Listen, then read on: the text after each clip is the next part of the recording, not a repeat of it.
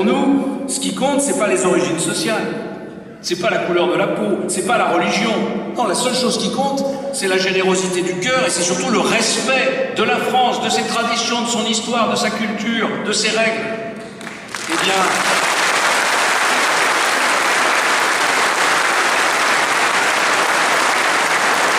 aujourd'hui, nous voyons tous que l'intégration vire au naufrage et que dans beaucoup de quartiers de nos villes, on n'est plus dans la fraternité, on est dans la confrontation.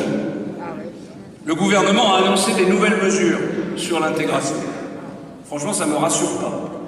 Ça ne me rassure pas parce que la seule image que j'ai de la politique du gouvernement en matière d'immigration, et en particulier en matière de lutte contre l'immigration clandestine, c'est le débat à la télévision, en direct, entre le président de la République française et une jeune fille qui, au Kosovo, le défiait en lui disant « J'ai violé toutes les lois de la République, mais je vais revenir quand même ».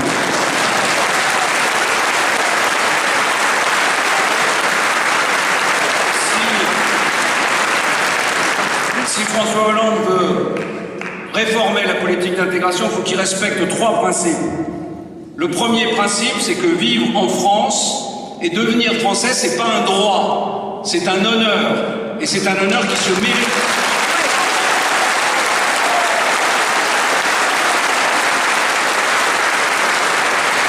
Le deuxième principe, c'est qu'il appartient aux étrangers de faire l'effort de s'adapter à la République et pas à la République de s'adapter.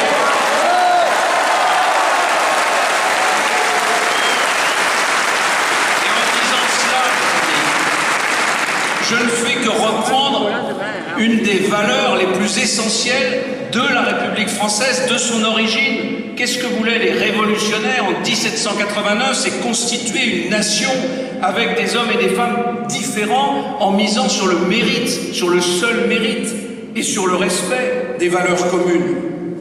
Et puis enfin, le troisième principe, c'est que si on veut intégrer mieux, eh bien il faut accueillir moins. C'est une évidence.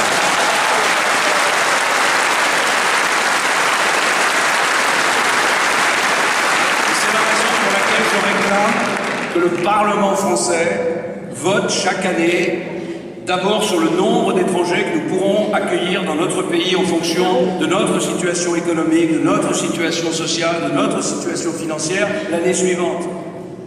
Que le vote du Parlement porte aussi sur les professions, les qualifications que l'on veut en priorité accueillir sur notre territoire.